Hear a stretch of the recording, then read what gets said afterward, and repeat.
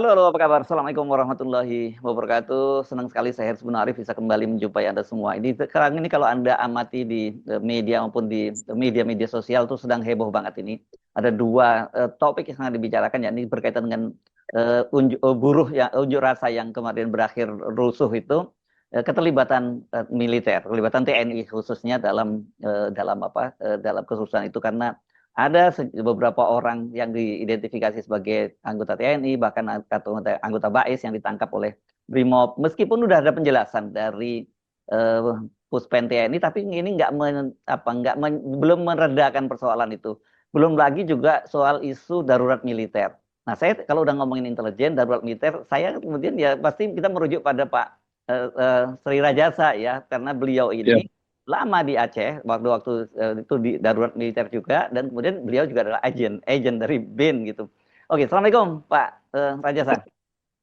Waalaikumsalam, Mas Tersu, apa kabar? Yes, alhamdulillah. Anda mesti Ya, Pak. jelaskan ini ya soal adanya sejumlah anggota TNI yang ditangkap dan kemudian orang mengkait-kaitkan ini sebenarnya ada operasi intelijen dari tentara, bahkan secara tidak langsung orang nyebut ini tentara yang menunggangi Siap, kerusuhan siap, kemarin itu. siap, Gimana siap. tuh sebenarnya posisi agen itu, posisi intelijen itu? Eh, Begini Mas Heru, yang pertama yang perlu saya luruskan adalah tidak ada satupun Hmm. anggota TNI atau anggota BAIS TNI yang ditangkap gitu. Hmm, hmm, hmm, hmm. Yang terjadi adalah konfirmasi dari anggota Brimob tentang keberadaan anggota BAIS tersebut. Ya. Setelah itu clear, ya kan? Hmm, Nah kemudian kan media yang memframing bahwa ini ada penangkapan. Sebetulnya tidak terjadi penangkapan. hmm, Dan menurut saya sah-sah saja ketika ada seorang intelijen yang berada di lingkungan demo ya kan untuk hmm, memonitor perkembangan situasi gitu loh. hmm, hmm, Itu yang paling terpenting, yang hmm, paling terpenting untuk disampaikan. Jadi apa yang dikatakan oleh penerangan TNI bahwa penangkapan anggota anggota TNI di saat demo ya kan hmm, itu hoak. Itu betul, penangkapannya memang hoak. Tapi keberadaannya memang iya ada gitu loh. hmm. Saya pikir Gimana gimana inilah ini? bagian. Jelasannya gimana penjelasannya? Anda sebut penangkapannya hoak, tapi memang ada agen intelijen di situ. Ya, karena memang tidak terjadi penangkapan. Oke. Tidak Hmm, terjadi penangkapan. Yang terjadi adalah anggota BRIMOB minta konfirmasi tentang keberadaan orang tersebut. hmm, Ternyata orang tersebut ada betul. Dia adalah intel dari BAIS. Clear. hmm, hmm, Tidak terjadi apa-apa. Nah kemudian di framing bahwa anggota ditangkap oleh BRIMOB, anggota BAIS. Nah ini nggak benar. Nah kemudian dari Mabes TNI mengatakan bahwa berita penangkapan itu hoak. Betul. Berita hmm, penangkapan itu hoak karena tidak terjadi penangkapan. Karena hmm. tidak. Tapi keberadaan intelijen itu memang ada gitu loh. Oke. Yang dibilang hoak itu keterangan penangkapan itu. Ya, termasuk yang di Palembang ya. Betul, betul, betul, betul, Hmm, betul, ya, ya. betul, Oke. betul gitu. Tapi kalau kemudian diduga mereka melakukan ikut memprovokasi bahkan mengkoordinasikan para pengunjuk rasa itu gimana penjelasannya? Begini, begini Mas Heru ya. Eh, Memang ada agen-agen intelijen yang melakukan planted ya. Artinya dia masuk ke dalam sebuah organisasi atau dalam sebuah kelompok ya. Planted itu Nah, ditanam gitu ya, semata-mata. ditanam di situ Iya, gitu ya. iya, iya, Hmm, iya, iya, iya. hmm, Nah, itu pun hanya untuk memonitor, mengetahui, mencegah ya kan. hmm, Karena tugas intelijen itu adalah cegah dan tangkal gitu ya. ya. Cegah dini, kemudian early warning lah, early warning. Nah, Hmm, kemudian ketika ada pihak yang mengatakan bahwa intelijen melakukan provokasi memperburuk situasi, ini sangat salah sekali. Karena hmm, tugas pokok intelijen yang perlu kita ketahui supaya kepada masyarakat publik tahu bahwa tugas intelijen di dalam negeri, di negeri sendiri dalam hmm, masa damai hmm, itu adalah menjaga situasi stabilitas nasional hmm, yang kondusif dalam hmm, rangka mendukung pembangunan nasional. Jadi tidak mungkin ketika ada apa namanya operasi-operasi intelijen untuk memperburuk keadaan di dalam negeri sendiri nggak ada, tidak ada itu. ya. Tapi Tap- dalam rangka hmm. ya Ya bagaimana Pak? silakan, silakan lanjut. Eh, Karena memang itu sesuai dengan tugas intelijen, ya kan, Hmm, cegah dini, ya kan, uh, uh, early warning lah, early warning ya kan. hmm, Jadi menyampaikan uh, sesuatu ancaman kerawanan kepada user ya, user. hmm, Kalau bin dalam ini presiden hmm, tentang kerawanan-kerawanan yang bakal terjadi. Nah, ini tentunya ya kan harus diantisipasi oleh intelijen, bukan dibiarkan terjadi gitu hmm. loh. Ada Nah, stigma yang salah tentang intelijen. Ketika intelijen melaporkan sesuatu, ya kan, atau mendapat informasi tentang minggu depan akan ada aksi unjuk rasa anarkis, kemudian aksi itu terjadi, dibilang intelijen berhasil. Salah besar itu, Pak. hmm, Salah besar. hmm, Harusnya aksi itu tidak terjadi hmm. jika intelijen bekerja, karena kan cegah tangkal Ya, oke. yang dilakukan oleh mencegah Ya, menangkal kan itu. ya. Anda tadi menyebut soal planted agent atau agen yang ditanam. Ya. Itu artinya bisa aja mereka itu menjadi bagian dari kelompok itu juga gitu maksudnya. Betul, betul, betul. Dia harus menjadi bagian dari kelompok itu. Hmm, oke. Kalau kalau peneliti itu harus menjadi bagian dari kelompok itu, apapun yang terjadi, kan, dia harus Hmm, harus harus harus harus harus dilihat menjadi bagian dari kelompok yang dia masuki. hmm. Tapi Tapi juga semata-mata dalam rangka, ya kan, dalam rangka tidak melulu memprovokasi kelompok itu untuk melakukan aksi-aksi destruktif, tidak. Yang oke. terpenting adalah, ya kan, Hmm, mendapat informasi awal tentang hmm, apa yang mau dilakukan oleh mereka, ya kan. Kemudian melakukan penggalangan terbatas kepada lingkungan untuk tidak melakukan sesuatu yang merugikan negara. ya. Nah, Itu ya. tugasnya. Saya sih membayangkan Ya, ini kayak anu ya. ya, kayak agen-agen FBI di film-film mafia begitu ya. Ya kan Iya, mereka kemudian ikut masuk ke dalam situ, bahkan dalam beberapa kasus mereka ikut melakukan apa, melakukan misalnya kekerasan, melakukan perampokan bersama dengan mereka gitu, bahkan oh, iya, operasi-operasi. Itu bisa iya, terjadi juga. iya, iya, mungkin kalau kalau itu dia masuk dalam kelompok kejahatan terorganisasi ya. Iya. Ya, tapi kan itu juga bukan bagian dari tugas intelijen. Hmm, hmm. Gitu. Ya. Kalau tugas intelijen negara kan masuknya tidak dalam dalam tidak di dalam misalnya kelompok bandar narkoba gitu, Ya, ya, enggak, ya, ya. Nggak, saya bukan membayangkan bukan seperti itu. itu kira-kira gitu. Oh iya ya, itu memang. Tapi kalau Modusnya, kalau modus operasinya iya gitu. kan, Ya. iya. Jadi kalau tapi kalau dia melakukan planting di luar negeri di daerah lawan, ya kan, bisa Ya. jadi ya, Hmm, dia provokasi hmm, agar kelompok itu melakukan hal-hal yang destruktif di hmm, negara musuh. hmm. Nah, kalau Gitu loh. disebutkan bahwa ada anggota militer, anggota BAIS gitu yang kemudian juga jadi masuk sebagai admin dari kelompok-kelompok yang di masa yang diorganisir itu, bagaimana Anda menjelaskan soal itu? Saya melihat begini, Pak. Eh, Seorang agen intelijen, dia Ya. harus punya network yang seluas-luasnya. Oke. Gitu. Hmm, Jadi ketika ada seorang anggota intelijen masuk dalam grup WA atau apa kemudian jadi admin, hmm, itu hmm, sah-sah saja. Itu hmm, dalam rangka memperluas network mereka, networknya untuk mendapatkan informasi yang sebanyak-banyaknya. hmm. Saya pikir itu nggak masalah itu. Dan itu Ah, diwajibkan malah. Intelijen tidak hanya duduk di kantor diam, hmm. tidak punya apa network sedikit, itu justru salah menurut saya.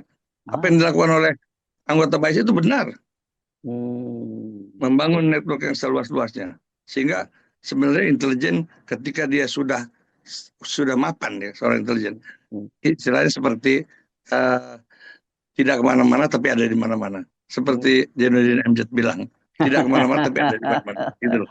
Ya, Ya, ya. nah, itu yang benar. Gitu Ya, loh. ya, karena ini menimbulkan kecurigaan loh, Pak. Apalagi kalau kemudian ada ujaran-ujaran yang dianggap memprovokasi juga di situ gitu, di grup WA itu.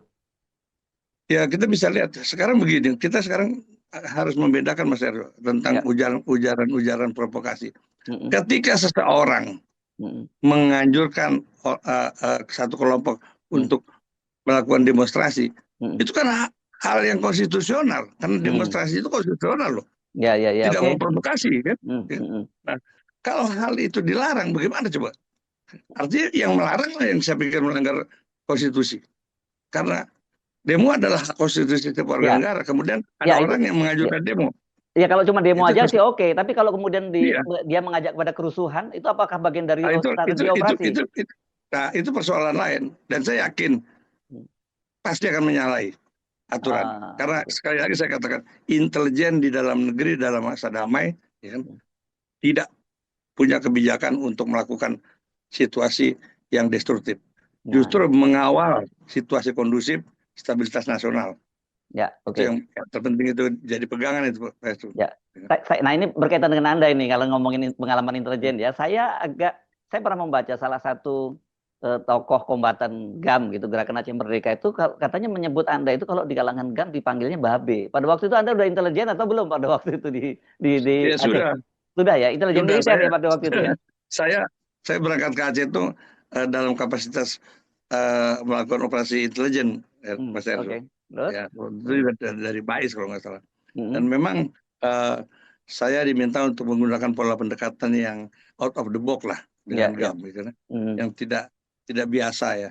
Ya. Seperti saya beri santunan kepada yatim-yatim GAM, janda-janda GAM yang miskin, ya kan, sehingga saya harus ditangkap sama Korem pada saat itu. Nah, Oh gitu. mungkin dari situ, iya saya pernah ditangkap sama Korem karena dianggap Oke. provokator, gitu. Oke, terus? Tapi kan itulah yang membuat mereka mungkin memanggil saya karena saya dari Jakarta ya kan, dianggap oh ini Babe, dipanggil Babe Ah. karena saya selalu berinteraksi. Kadang-kadang saya juga secara terbatas ya terukur, saya membela hak-hak orang-orang yang dianggap GAM gitu ya, seperti misalnya ada seseorang maling kayu di hutan kemudian ditangkap kemudian dituduh GAM gitu loh. Nah, saya lepaskan dia karena dia maling kayu itu hanya untuk kayu bakar untuk masak di dapur gitu. Nah, hal gitu sering saya lakukan gitu loh, Mas Ersu. Ya. Sehingga akhirnya banyak mantan GAM yang mengatakan bahwa saya babi gitu loh. Menyebut saya babi.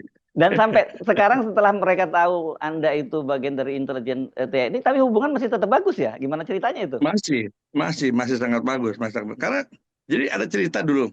Saya waktu baru datang, saya masuk ke wilayahnya kampung yang Muzakir Manap di Pantun Labu. Pantun Labu, Aceh Timur ya? Ya. Nah, kemudian saya baca situasi, dan kebetulan saya tinggal di tempat masih saudaranya Muzakir Manap. Oh, oke. Nah, seringkali ada ibu-ibu datang, saya cek, oh ternyata itu ibunya Muzakir Manap. Satu saat ibu itu sakit, saya bawa ke rumah sakit, nggak ada yang tahu, saya bawa ke rumah sakit Korem, ya kan, geger GAM, wah ibu Muzakir Manap dibawa oleh orang dari Jakarta, tapi kan saya balikin. Nah setelah itu ibunya Muzakir Manap bilang sama Muzakir Manap, dia itu tentara, kalau ada apa-apa sama dia nggak saya aku anak, kecuali sama tentara yang lain silakan. Sampai kayak gitu tuh. Oke. Makanya Mualim bilang Rajasa itu saudara sekandung lain rahim gitu. Oh, sampai itu operasi intelijen itu sebenarnya ya, seperti itu ya? Iya, itu bagian daripada operasi intelijen. Jadi saya dulu selalu begitu. Saya lihat di satu daerah di mana keluarga tokoh-tokoh GAM berada. Ketika dia butuh bantuan kesehatan, kita langsung jemput bola, bawa ambulan, bawa dia ke rumah sakit. Itu masa konflik tuh. Ya, sehingga saya aman di sana gitu loh. Jadi tapi oleh pihak Korem dianggap saya itu ini pengkhianat, kan kacau.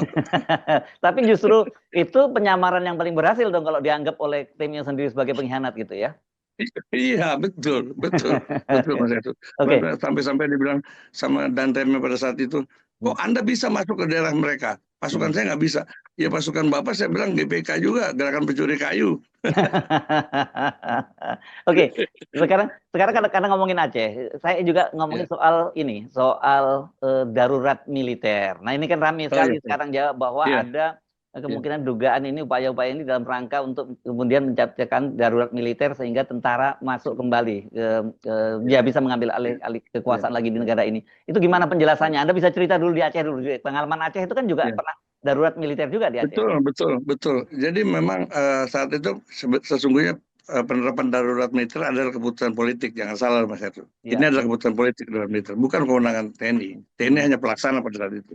Nah, itu pun ada prasyarat yang ada satu prasyarat di mana darurat militer itu bisa diterapkan gitu loh. Kan? Yang paling utama satu, seluruh aktivitas penyelenggaraan pemerintahan sipil itu mati, tidak bisa jalan. Lumpuh. Gitu loh. Lumpuh, ya kan? Kedua, ada pendudukan kekuatan bersenjata di wilayah tersebut. Nah, baru DPR bersama pemerintah mengambil keputusan untuk perlunya diterapkan darurat militer dalam rangka pemulihan jalannya roda pemerintahan, ya kan, pemberdayaan ekonomi, ya kan, terus kemudian mengembalikan stabilitas keamanan. Nah, itu pun pada saat itu, ya, saya merasakan sekali bahwa TNI tidak pernah punya pengalaman melaksanakan darurat militer, sehingga bingung pada saat itu. Itu hanya untuk wilayah Aceh ya, padahal ya, hanya kecil skupnya. Iya, pada wilayah Aceh. Betul. Kita bingung kewenangan sampai mana gitu loh. Di tengah kebingungan tersebut, kita tahu bahwa kewenangan sampai sini setelah darurat militer itu selesai. Oh iya kewenangan kita ini. Iya. Banyak yang dilanggar Dan ya. memang iya artinya ya pastinya gitu loh. Akhirnya Hmm. kan bisa terjadi kan artinya apa namanya kewenangan-kewenangan yang melampaui apa Ya. namanya kewenangan TNI di darurat militer. Sehingga kalau saya melihat kemudian ada isu darurat militer akan diterapkan di negara ini itu gila itu. Saya Hmm. pikir itu betul-betul pengalihan isu atau membangun narasi bahwa situasi ini memang sangat tidak aman.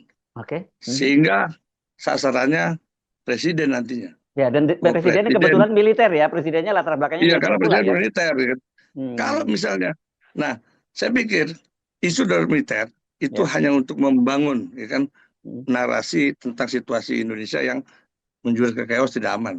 Hmm. Nah, kemudian ini dieksploitasi agar presiden mundur karena tidak mampu menjaga stabilitas keamanan. Hmm. Sasarannya situ juga nantinya. Gitu loh. Hmm. Ya, ya. Karena gini, tidak mungkin karena penerapan darurat militer sangat tidak populer di dunia internasional. Ya, ya. Apalagi Hmm. presiden sebentar lagi akan pidato di PBB. Itu Oh sama iya, juga ya. bunuh diri Mas Erdu. Oh iya, ya, tanggal Cawapres 23 Prabowo itu presiden. bunuh diri itu. Ya, ya, ya, ya, ya. Pas. Ya, itu tidak mungkin, tidak mungkin. Ya. Karena saya tahu persis bahwa Prabowo itu orang yang sangat paham sekali Hmm. apa yang menjadi ketetapan moral dalam hubungan internasional ya, antara bangsa. Dia tahu sekali. Ya. Dan ini sangat tidak dikendaki kan oleh dunia internasional. Loh, itu jadi Bisa upaya Pak Prabowo yang mengembalikan citra Indonesia di internasional langsung berantakan itu ya begitu darurat militer ya. habis, selesai udah itu Mas Erdo. Kita udah Ya. kayak Birma mungkin, kayak Myanmar, Ya, yang dan dikucilkan. ya, dan stigma Pak Prabowo yang sangat militeristik itu akan betul-betul nancep kuat di sini. Betul-betul ya kan. Ya. Justru itu yang ditunggu. Maka dari itu kan ya. Oke. Kejadian kemarin itu ya kan, Hmm. Hmm. itu menggugah dunia internasional untuk memperhatikan kejadian karena apa? Karena tadi track record Prabowo pada masa lalu ya, yang Ya. dianggap melanggar HAM segala macam. Hmm. Sehingga sampai Amnesty Internasional minta investigasi yang Hmm. menyeluruh, ya kan. Hmm. PBB juga begitu kan Ya, gitu. PBB sudah turun tangan Komisi HAM PBB-nya Iya, ya. Ya. iya. Hmm. Nah, saya pikir ini apa namanya aktor intelektual dari aksi demo itu sangat paham sekali Hmm. bagaimana menyinggung sisi sisi lemahnya Prabowo. Oh, jadi kalau Anda percaya semua ini terjadi, kalau toh Anda kemarin juga Anda nyinggung penumpang penumpang gelap dan sebagainya, itu tujuannya Ya, menjatuhkan ya. Prabowo gitu, bukan sebaliknya Oh ini jelas, jelas, agendanya Prabowo, jelas. bukan ya? Iya, enggak jadi jelas. Demo kemarin ya kan adalah sebuah desain ya kan Hmm. dalam rangka membangun narasi untuk menjatuhkan presiden di tengah jalan. Hmm. Dan itu test case kemarin tuh ya kan dan sangat kelihatan sekali ya kan kemudian juga ada pernyataan-pernyataan yang meminta presiden mundur sudah mulai muncul kemarin ya Hmm. untung aja apa itu tidak ditanggapi secara masif ya Hmm. oleh kalangan kalau itu ditanggapi kejadian Ya, bisa Anda kan kejadian Anda kan kemarin menyebutnya terutama demo 2002 tanggal 25 Agustus itu pembajakan ya, isu untuk iya ijazah palsu Jokowi dan juga iya pemakzulan Gibran gitu ya. Jadi iya, apakah betul kemudian betul kita bisa kaitkan kalau begitu permainan geng Solo dong sekarang ini keributan-keributan ini? ya kalau kita mau jujur ya kan Ya. dari beberapa akun, dari beberapa kelompok yang Hmm. sebelum demo itu sudah eh, menyatakan bubarkan DPR, ya kan. Hmm. Itu kan semuanya kan dari geng Solo, Ya, gitu loh. ya. Nah Hmm. sekarang kenapa polisi tidak menyentuh itu, gitu loh, Hmm. ya kan? Apa namanya akun-akun itu, gitu loh. Hmm. Bahkan eh, apa organisasi Laskar Cinta Jokowi, ya kan, Hmm. secara terang-terangan Hmm. membuat pernyataan setelah demo itu menjadi rusuh bahwa ini menuntut Presiden Prabowo harus mundur karena Hmm. tidak mampu menjaga stabilitas keamanan. Hmm. Kemudian PSI juga begitu. Nah, apakah ini bukan provokasi, Pak? Ini kan Hmm. provokasi. Hmm. Harusnya juga kena dong. Hmm. Hmm. Tapi hari ini apa yang terjadi kan? Semua tebang pilih. Ya kan? Ujung-ujungnya rakyat juga yang dituding melakukan provokasi. Hmm. Rakyat juga yang korban dalam masalah ini. Ya. Gitu. Sejauh ini menurut Anda, jadi Pak Prabowo sendiri ini sudah masuk dalam jebakan atau beliau sebenarnya paham ada operasi waris semacam itu? Ya, inilah. persoalannya, Mas Erzu. Ya. Saya melihat Prabowo kemarin-kemarin itu sangat dibatasi sekali informasi seperti ini yang masuk langsung. Jadi ada penjagalan informasi sehingga Prabowo tidak mampu mempunyai informasi yang komprehensif dalam rangka mengambil langkah. Ya. Ini juga satu hal yang perlu jadi perhatian di Presiden Prabowo, gitu, bahwa bukalah seluas-luasnya, kan, masukan dari manapun. Jangan ada pihak-pihak yang membatasi ruang informasi masuk kepada Prabowo. Ini termasuk kebobolan, Mas Heru, beneran. Oh iya. Karena Prabowo baru ngeh itu hari Jumat bahwa kejadian ini sudah sedemikian besarnya. Itu informasi yang saya dapat. Jadi beliau kayak hidup di Menara Gading kayak diisolasi begitu? Betul. Jadi jangan salah, saat ini Prabowo ada presiden dengan kekuasaan yang minimalis. Contoh misalnya, ya kan, sudah jelas-jelas ini polisi gagal di dalam melaksanakan tugasnya. Tentunya ada konsekuensi dong. Bukan kemudian Prabowo ini disuruh mundur, harusnya Kapolri yang mundur, gitu loh. Kan seperti itu. Jadi semua digoreng semua, ujung-ujungnya presiden. Dan yang paling penting sekali itu tadi, bahwa Prabowo tidak mendapat informasi yang komprehensif sehingga situasi ini menjadi besar. Nah, setahu saya kan kalau BIN itu biasanya nih kan, itu kan bukannya memberikan laporan harian itu kepada presiden, dan presiden mendapat briefing tentang situasi, termasuk juga Bais juga melakukan hal yang sama. Ya. Kalau dulu memang begitu, tapi saat ini saya nggak ngerti bagaimana mekanisme. Kalau dulu diminta atau tidak diminta, BIN memberikan laporan informasi tentang situasi nasional setiap hari itu. Diminta tidak diminta. Tapi kalau hari ini saya nggak ngerti bagaimana, apakah mekanisme masih dijalankan. Oke, dari bacaan Anda ini kemana arahnya ini ya sekarang? Karena kalau dia disebut misalnya sudah bisa dikendalikan, nggak sepenuhnya bisa dikendalikan. Hari ini masih ada lagi unjuk rasa ojol misalnya yang menuntut pencopotan Pak Kapolda dan juga Kapolri gitu. Iya. Jadi begini Mas Heru ya. Jadi ini bukti ya kan. Dari mulai kejadian 25 Agustus sampai sekarang ini kan ya. Sesungguhnya instrumen pemerintah tidak memiliki kontrol langsung terhadap situasi di lapangan. Karena ini dikendalikan oleh non-state actor, gitu. Termasuk institusi pengamanan. Gitu. Nah ini berbahaya. Maka dari itu Prabowo harus mengambil langkah segera, cepat, gitu, untuk menata kembali kan institusi keamanan, institusi hukum, sehingga tidak lagi terkontaminasi oleh kepentingan politik sesaat, gitu loh. Tapi kan presiden kemarin sudah sempat bertemu dengan tokoh-tokoh agama, kemudian juga mengundang di Hambalang, kemudian ketemu juga di istana dan sebagainya. Saya kira dengan cara begitu beliau sekarang sudah mulai dapat masukan yang lebih komprehensif ya. Betul. Ya, itu kan sekedar acara, saya pikir lebih kepada acara seremonial, kan? Seremonial. Untuk konsumsi publik sehingga tidak publik merasa agak nyaman. Tapi yang terpenting esensinya adalah ya kan, selesaikan persoalan di institusi keamanan, dalam hal ini Polri. Saja. Karena kalau ini dibiarkan, ya kan, ini Polri akan selalu menjadi kuda tunggangan kekuatan politik tertentu. Dalam hal ini ada kubu Jokowi.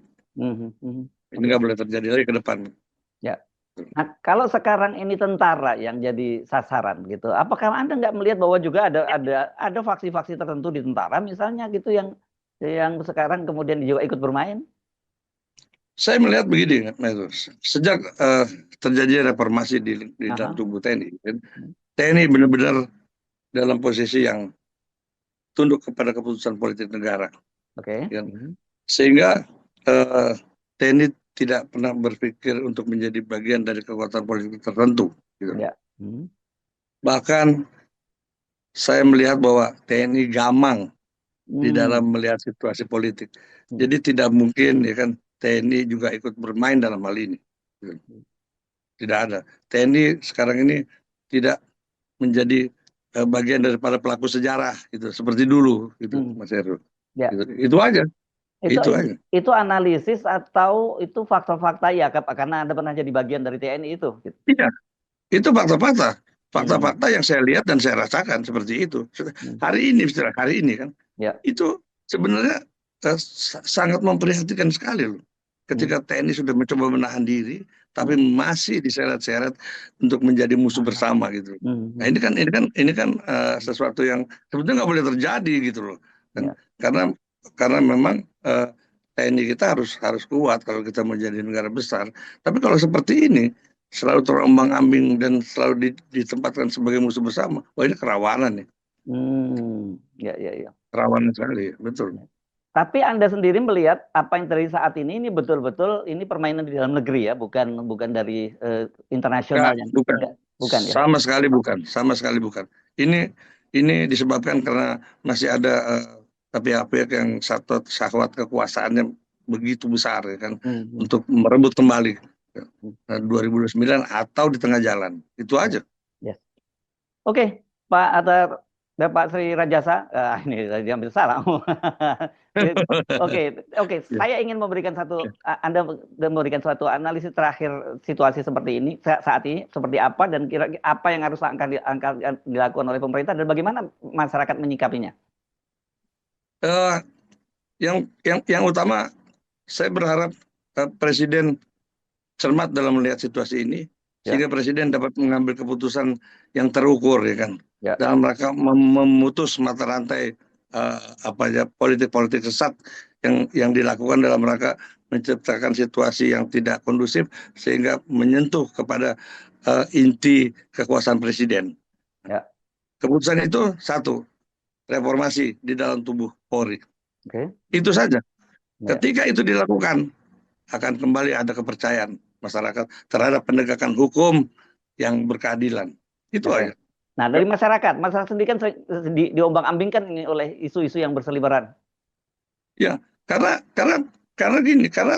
pemerintah sendiri belum mengambil keputusan yang jelas. Oke. Kalau misalnya kemarin ya kan DPR partai politik sudah mengambil keputusan jelas, berhentikan, ini berhentikan. Nah, pemerintah eksekutif belum. Sampai sekarang belum ada langkah yang diambil oleh eksekutif dalam rangka merespon kejadian kemarin, merespon keresahan rakyat, sehingga rakyat tetap resah, ya, kalau situasi seperti ini, ya kan? Karena itu tadi bahwa pendekatan hukum yang tidak berkeadilan itu sangat dirasakan oleh masyarakat. Nah, siapa pelakunya? Kan udah bisa dibaca. Ya. Nah, itu yang harus diselesaikan oleh pemerintah. Ya. Jadi sebenarnya rakyat ini kalau pemerintahnya firm kendalikan dengan penuh ya mereka akan percaya penuh dengan apa-apa ya. Dari isu-isu berseliweran nggak akan ditelan ya gitu ya. Betul. Ya. Oke. Siap. Terima kasih Pak Sri Rajasa. Sama-sama. Ya, sampai ketemu lagi. Assalamualaikum warahmatullahi wabarakatuh. Waalaikumsalam warahmatullahi wabarakatuh.